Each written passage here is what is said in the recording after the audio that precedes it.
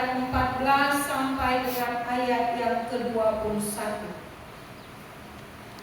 Yohanes 3 ayat 14 sampai dengan ayat yang ke-21.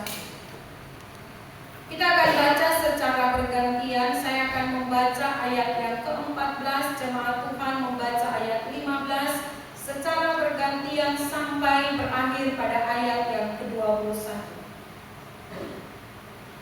Yohanes 3 ayat 14, dan sama seperti Musa meninggikan ular di padang gurun, demikian juga Anak Manusia harus ditinggikan, supaya setiap orang yang percaya kepadanya beroleh hidup yang kekal.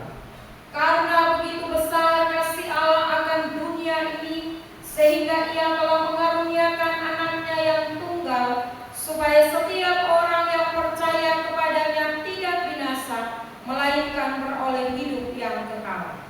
Sebab Anak mengutus Anaknya ke dalam dunia bukan untuk menghakimi dunia, melainkan supaya dunia diselamatkan melalui Dia. Barang siapa percaya kepadanya, ia tidak akan dihukum. Barang siapa tidak percaya, ia telah berada di bawah hukuman, sebab ia tidak percaya dalam nama Anak Tunggal Allah. Inilah hukum itu, terang telah datang ke dalam dunia, tetapi manusia lebih menyukai kegelapan daripada terang, sebab perbuatan-perbuatan mereka jahat. Sebab barang siapa berbuat jahat membenci terang dan tidak datang kepada terang itu, supaya perbuatan-perbuatannya yang jahat itu tidak nampak. Namun siapa yang melakukan yang benar, ia datang kepada terang, supaya menjadi nyata bahwa perbuatan-perbuatannya dilakukan dalam Allah. Demikianlah firman Tuhan. Berbahagialah kita yang membaca dan mendengarkan firman Tuhan. Persilakan duduk kembali. Shalom. Salam. Selamat Natal. Tuhan. Hari ini kita merayakan Natal dan merupakan peristiwa besar bagi seluruh dunia yang merayakan Natal. Ada yang merayakan Natal karena memang tradisi, ada yang merayakan Natal karena dia menyadari bahwa Natal itu punya makna yang paling berarti dalam hidupnya. Natal adalah kelahiran Yesus, anak-anak sekolah minggu juga pasti tahu. Natal adalah kelahiran Tuhan Yesus. Tapi pertanyaan bagi kita, kenapa kelahiran Yesus merupakan hal yang merupakan peristiwa yang sangat besar bagi kehidupan orang percaya? Karena kelahiran adalah awal dari sebuah kehidupan. Kelahiran adalah awal dari sebuah kehidupan. Kata kelahiran yang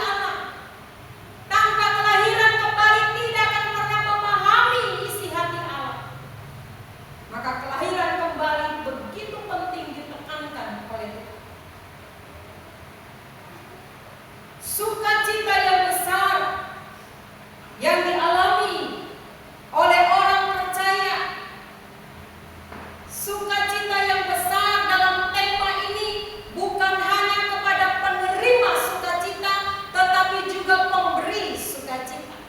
Karena tidak ada saja. Itu artinya penerima dan pemberi menikmati yang namanya sukacita yang besar. Dalam ayat 13, tidak ada manusia memiliki akses langsung ke sorga untuk memahami hal-hal ilahi selain dari sorga menjelaskan hal-hal itu kepada manusia. Sehingga Yesus diberikan otoritas penuh untuk menyampaikan kebenaran Allah sehingga manusia dapat memahami. Kenapa Yesus? Karena Dia adalah manusia sejati. Dia harus berbicara kepada manusia, dan lewat Dialah kita mendapatkan keselamatan. Di dalam ayat 14, dan sama seperti Musa meninggikan ular di padang gurun, demikian juga anak manusia harus ditinggikan. Kata yang digarisbawahi di sini kata harus ditinggikan. Dan sama seperti Musa meninggikan ular di padang gurun. Pernyataan sama seperti Musa meninggikan ular di padang gurun, demikian juga anak manusia harus ditinggikan, merujuk kepada Bilangan 21 ayat 4 dan 9. Jadi ketika bangsa Israel memberontak melawan Allah di padang gurun, sebagai bentuk hukuman dikasihlah ular-ular tedung. Gigit bangsa Israel, itu hukuman. Tapi Tuhan juga kasih solusi kepada Musa. Solusinya apa? Dikasihlah ular di kayu salib. Lalu semua bangsa Israel waktu pandang kepada ular, mereka bebas dari kematian dan juga mengalami kesembuhan. Tidak lagi digigit oleh ular-ular tedung. Itu artinya bahwa siapapun yang memandang kepada ular tembaga itu, dia mengalami keselamatan secara fisik. Itu solusinya. Karena mereka berontak. Nah, kisah ini disampaikan kepada Nikodemus karena Nikodemus ini ahli Taurat. Dia paham betul yang namanya hukum Taurat dan kitab para nabi. Sehingga Yesus memberikan gambaran tentang Musa. Bagaimana diberikan hukuman ketika pemberontakan itu terjadi. Demikian juga anak manusia harus ditinggikan. Tidak ada kata demikianlah harus anak manusia dipandang. Tidak. Tapi ditekankan harus ditinggikan. Kata harus di situ menggunakan kata dia. Arti dari kata dia menekankan kepada rencana Allah atau kehendak Allah. Itu artinya bahwa rencana dan kehendak Allah bukan kebetulan. Bukan kebetulan Allah merancang, tapi kita sudah ada di hati Allah jauh sebelumnya. Ketika manusia membuat yang namanya pemberontakan, disitulah Allah mulai bertindak di dalam Kejadian 3. Misi Allah mulai dinyatakan bahwa manusia harus diselamatkan. Jadi jauh sebelumnya kita ada di hati Allah. Walaupun jauh kita melakukan pemberontakan dari hari ke hari, tapi kita ada di hati Allah dan pikiran Allah. Makanya kata harus ditinggikan adalah rencana dan kehendak Allah, bukan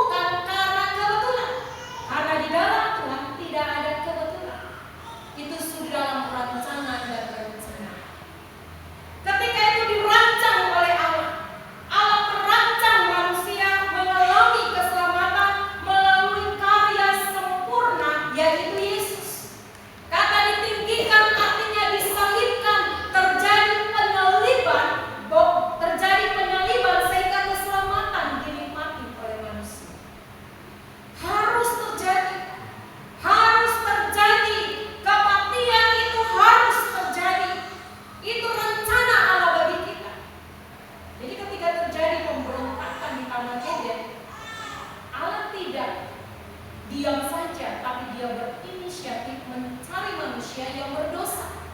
Karena manusia tidak mampu mencari Allah tanpa Allah mencari manusia. Maka Allah berinisiatif dan penekanan kata supaya dalam ayat yang ke-15, supaya setiap orang yang percaya kepadanya beroleh hidup yang kekal. Kata percaya atau sina yang menandakan tujuan atau hasil dari tindakan sebelumnya. Apa tindakan sebelumnya? Tindakan harus ditinggikan. Jadi tujuan Allah supaya manusia diselamatkan, tindakan ini bersifat aktif dan segera dilakukan karena kehendak dan rencana Allah itu. Maka di dalam ayat yang ke-15 ditekankan tujuan dari penyaliban supaya kita mengalami keselamatan. Kenapa harus mengalami keselamatan? Karena kita mulia dan berharga. Kita biji matanya Allah. Sehingga Allah tidak menginginkan satupun di antara kita, keluarga kita, keturunan kita tidak diselamatkan. Allah merancang keselamatan jauh sebelumnya. Dan sampai detik ini keselamatan masih ditawarkan kepada kita. Ini sukacita dari pihak Allah. Allah begitu bersukacita, sukacita yang besar, karena Allah harus mengalami kematian. Allah harus mengalami jalur kematian. Kenapa? Karena manusia telah menghidupkan kematian itu. Manusia telah menghidupkan kematian, dan yang bisa membuat manusia mengalami keselamatan, Allah harus lewat jalur kematian supaya manusia dihidupkan bersama dengan Allah. Dalam ayat Yohanes 14 ayat 6, hidup kekal bukan sekedar hidup setelah kematian, tetapi pada kualitas hidup. Kualitas hidup yang didasarkan pada persekutuan masa kini dengan Allah dan masa yang akan datang. Jadi hidup kekal yang dimaksudkan bukan berbicara setelah kematian, tapi saat ini hubungan kita diperbaiki lagi dengan Allah. Dan setelah itu kekekalan yang diberikan kepada kita. Dan sukacita yang dimaksud di sini adalah sukacita dua arah. Sukacita dua arah adalah Allah yang penuh sukacita karena karya penyelamatannya. Dan yang kedua, manusia merasakan sukacita karena dipulihkan dan diberi hidup yang kekal. Jadi sukacita yang besar ada dua arah. Yang pertama dari Allah, karena Allah begitu penuh dengan sukacita, karya penyelamatannya diberikan kepada manusia, dan dari pihak manusia dipulihkan dari dosa dan mendapatkan hidup yang kekal. Di dalam ayatnya yang ke-16, karena begitu besar kasih Allah akan dunia ini. Penekanan dari ayat yang ke-15 yang merupakan tujuan manusia harus diselamatkan sehingga penyaliban itu terjadi. Dan di dalam ayat yang ke-16, motivasi Allah adalah kasih. Kasih adalah karakter Allah sendiri. Dan kasih itu begitu luas, tidak ada banding. Kenapa kasih itu begitu luas? Karena manusia sudah mengangkat perang dengan Allah. Manusia sudah memberontak. Manusia sudah meninggalkan Allah. Manusia sudah memilih bersekutu dengan iblis. Tapi Allah tetap mengasihi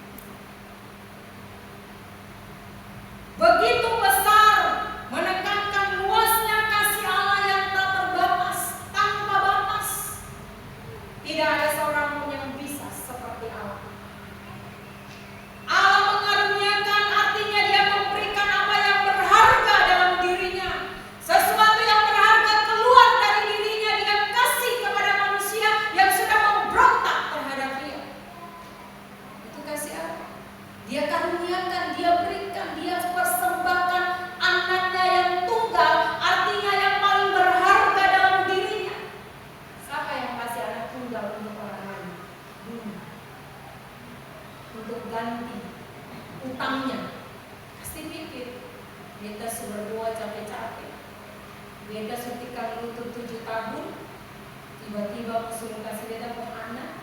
Sorry, tapi Allah tidak menyayangkan. Dia kasih gratis anaknya yang tunggal, mengalir dari dalam dirinya, keluar dari dirinya, bagian dari dirinya yang berharga adanya dia berikan kepada manusia, karena hanya lewat anaknya kita mengalami keselamatan. Sehingga motivasinya adalah kasih, membuat dia tetap sampai tuntas menyelesaikan pengorbanannya. Dalam Yohanes 3 ayat 16 sampai 17 dikatakan bahwa Allah mengutus anaknya untuk menyelamatkan dunia, bukan untuk menghukum.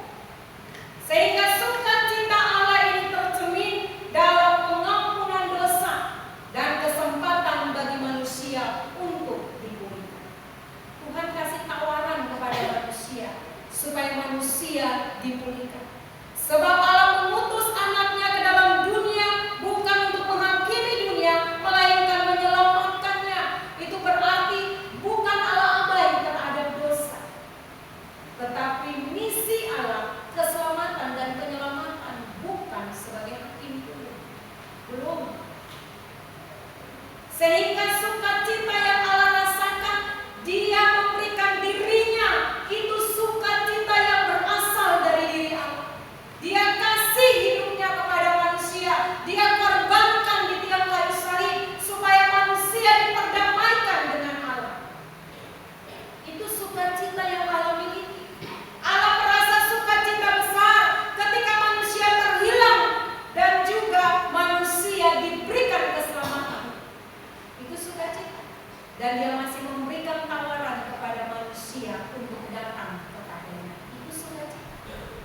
Jadi sukacita yang besar yang Allah rasakan adalah dia mati bagi kita. Dia penebus hidup.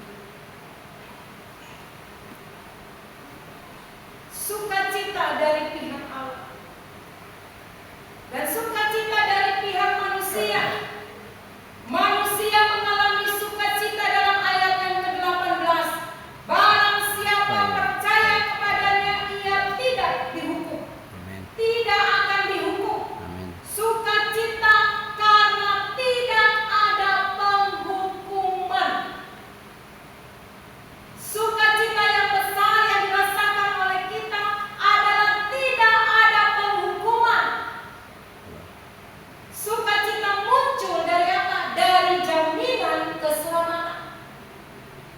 Hukuman, orang percaya tidak lagi takut akan hukuman atas dosa-dosa mereka. Kenapa? Karena Yesus telah menanggung semuanya di tiang kayu salib dan dia berkata, finish, selesai. 1 Yohanes 1 ayat 9. Alasan sukacita, jika kita mengaku dosa kita, maka ia adalah setia dan adil, sehingga ia akan mengampuni segala dosa kita dan menyucikan kita dari segala kejahatan. Dosa kita diampuni, tidak ada penghukuman, tapi dosa kita diampuni. Yang kedua, tidak ada penghukuman, maka tidak ada ketakutan akan murka Allah.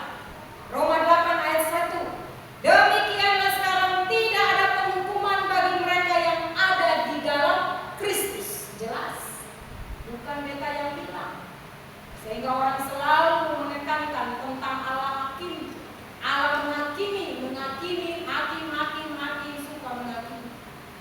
Tapi jelas dalam Roma 8 ayat 1 tidak lagi ada ketakutan. Kenapa? Karena murka Allah sudah ditimpakan kepada dirinya. Waktu dia ambil cawan itu, empedu itu, dia minum, maka itu semua sudah ditimpakan kepada dia. Segala dosa kita, segala kutuk asal kita sudah terselesaikan di tiang kayu salib, sehingga dia berkata selesai.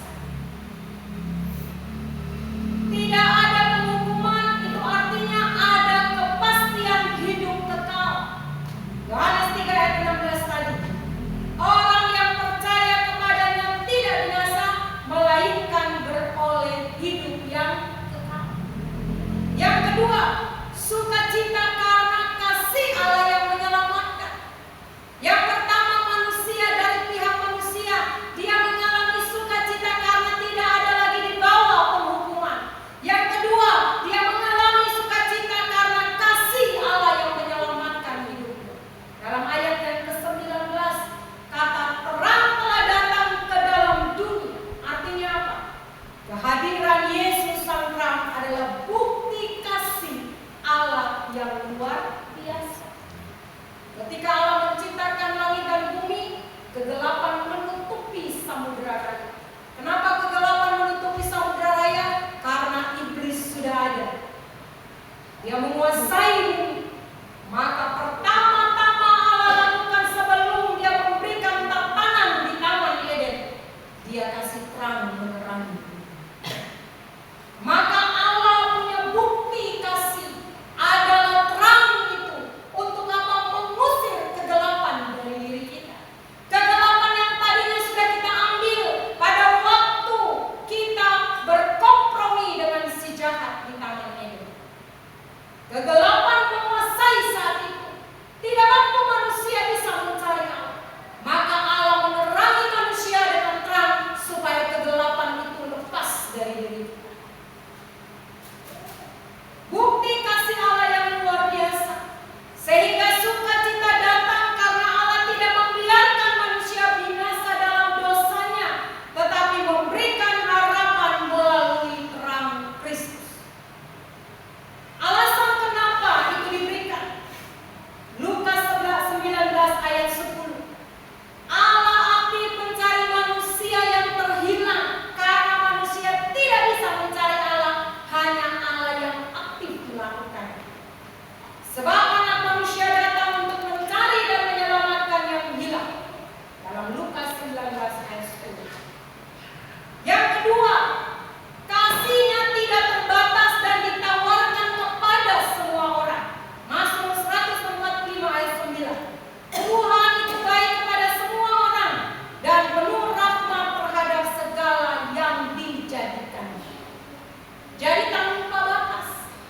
Manusia berdosa, manusia setengah dosa, manusia gelap, manusia setengah gelap, itu universal, bersifat merata. Dia datang kepada semua. Tawaran keselamatan datang kepada keluarga kita, kepada famili kita yang jauh, kepada anak-anak kita, suami kita, istri kita, orang tua kita yang masih hidup dalam kegelapan. Detik ini tawaran keselamatan masih berlaku. Tidak berlaku lagi pada saat mereka meninggal. Jadi sebelum mata mereka tertutup, nafas mereka diambil, kabarkan keselamatan itu karena itu masih berlaku sampai detik ini. Jangan jenuh-jenuh berdoa, jangan jenuh-jenuh bicara. Ada di depan kita, mereka pergi ibadah, mereka melakukan rutinitas ke gereja, tapi tanpa Yesus di dalam hati. Tidak ada menerima Yesus, tidak ada awal dari kehidupan. Karena terima Yesus sebagai Tuhan dan Juru Selamat bukan setia ke gereja, bukan lahir Kristen dari kandungan, bukan hafal Alkitab dari Kejadian sampai Wahyu, bukan kasih persembahan paling besar, rutin kasih perpuluhan tanpa cacat. Tapi terima Yesus sebagai Tuhan dan Juru Selamat adalah mengundang Dia, menjadikan Dia Tuhan di dalam hati kita. Maka pulang cek keluarga kita, apakah sudah terima Yesus atau saya? Karena setiap hari lakukan Natal tanpa pengertian, sehingga sukacita bersifat semu. Bikin kue, bikin cabai, poles rumah setengah mati, Yesus yang ada di dalam. Untuk apa? Lakukan semua tanpa Yesus yang terperasakan. Yang ketiga, sukacita dalam kebebasan dari kegelapan. Ayat yang ke-20. Barang siapa berbuat jahat membenci terang, itu sukacita yang kita rasakan. Kita dibebaskan dari kegelapan. Kenapa? Karena kita bisa lepaskan kegelapan itu tanpa Yesus.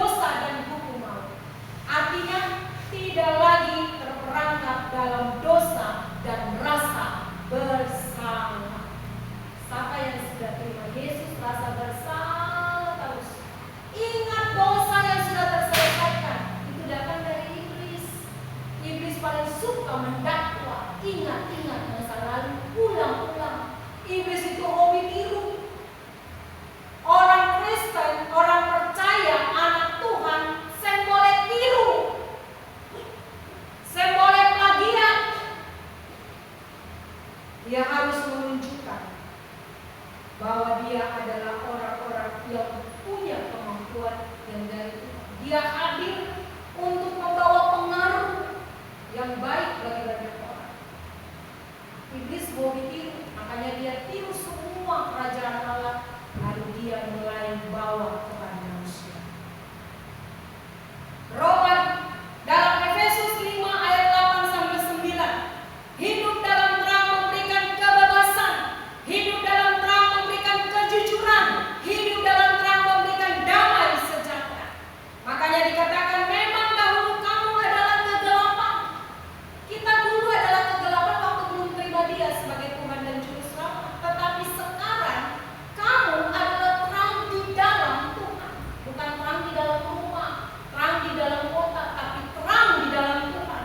Sebab itu hiduplah sebagai anak-anak terang, karena terang hanya berbuahkan kebaikan, keadilan, dan kebenaran.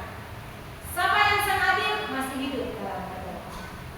Siapa yang tidak berbuah masih hanya daun, bangga dengan daun. Makanya Yesus melihat pohon ara daun, dia tutup. Kenapa? Karena hanya menggambarkan kesombongan belaka. Harus berbuah, bukan hanya berdaun. Daun hanya tampilan supaya mengatakan kita hebat, tapi yang Yesus butuhkan adalah buah. Maka hidup harus berbuah. Kalau tidak ada keadilan, tidak ada kebenaran dalam diri, masih hidup dalam kegelapan. Makanya segala sesuatu harus benar. Yang keempat ayat 21, sukacita dalam hidup baru di dalam Allah. Barang siapa melakukan yang benar, ia datang kepada terang. Sukacita hadir ketika seseorang hidup dalam kebenaran Allah. Hidup di dalam terang membawa hubungan yang intim dengan Allah, di mana setiap perbuatan dilakukan untuk kemuliaan. Jadi kalau hidup baru, dia bangun pagi, yang dia cari sang pemberi hidup, bukan yang dia cari handphone. Hari ini dengar firman, besok pagi lakukan hal yang sama seperti rutinitas. Makanya yang keluar perbendaharaan yang ada di TikTok, yang ada di Slack video, sehingga hidup dalam ketakutan akan dunia. Padahal ketakutan sudah diusir oleh Allah di dalam dunia ini waktu dia